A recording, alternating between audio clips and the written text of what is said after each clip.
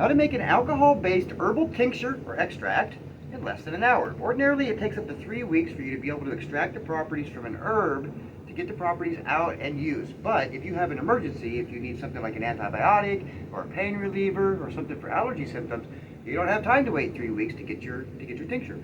So let me show you a really quick and easy way for you to get your tincture. It's going to be a little bit more labor intensive, but it will work and it'll get you through until you can get a full made tincture going. Here, check this out. We're going to start with the ingredients list. First, you need hot water. Distilled water is best, but if you're just making it for yourself, you could use filtered water. I'm not a fan. I prefer distilled, but the choice is yours. You need a mason jar. Make sure it's mason, or at least a jar that seals. You're going to need some grain alcohol. I am using 100 proof alcohol for this particular project. You'll need your herbs, and you'll need some sort of grinder to get your herbs down to a more powdered form. The more surface area you have exposed from your herbs, the more the properties you're going to be able to draw out.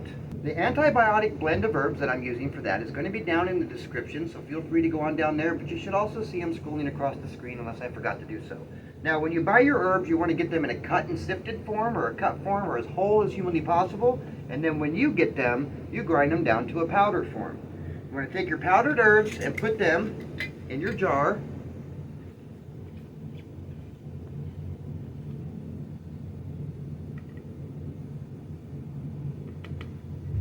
And then you want to take your hot water and pour your hot water. You want to keep your water below 177 degrees, but keep it above 150. When you put your water in, you only want to put enough in to cover up your herbs. We're not really putting a lot in there.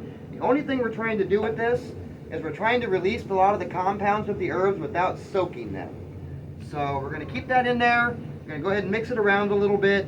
What this will do is the water will absorb into the flowers, and this is going to increase your volume a bit. I only put maybe 6 ounces of water in here at most. Stir it up a bit. Now what you're going to do, because this is warm, this is going to open up the compounds from the herbs. Now if you picture an herb like a brick wall, the cells of the herb will be similar to a brick wall.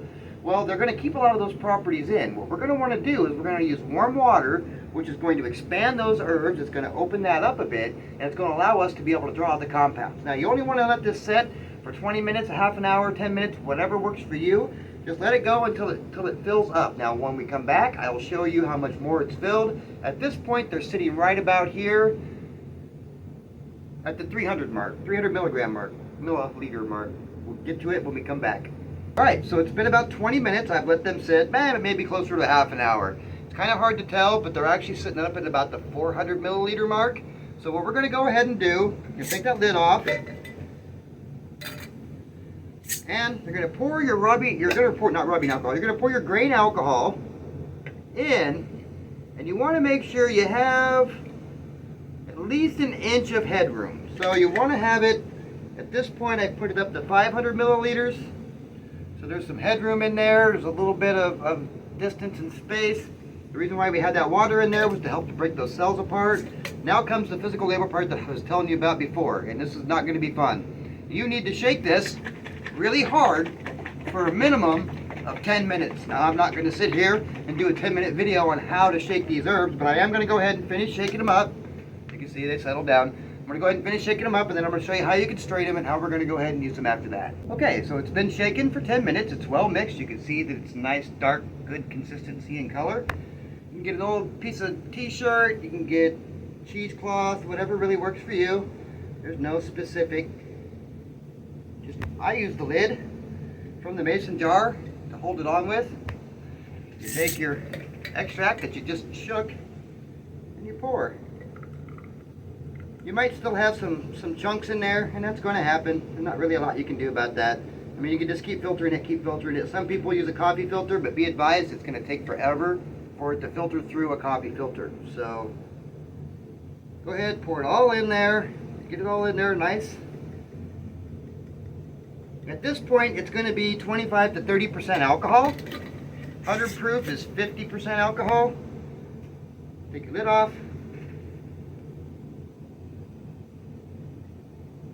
Make sure it doesn't fall down inside, or you just wasted all your time. And squeeze.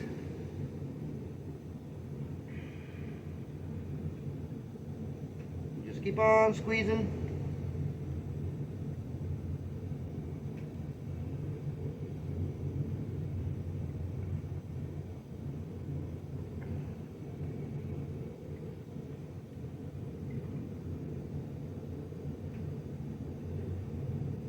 And we're right back up to our 300 milliliters. And there is your alcohol-based tincture in less than an hour. You can always just put it in a dropper bottle, go ahead and use it. And with this, in this particular case, with this particular recipe, which is down in the description, you would use one full dropper 2 or 3 times a day, depending on what you're using it for. So other medications would be similar to that. It's all up to you. Each one's going to be a little bit different depending on the herb you're using. So if this helped you guys, please let me know in the comments, and I will let you know how it works.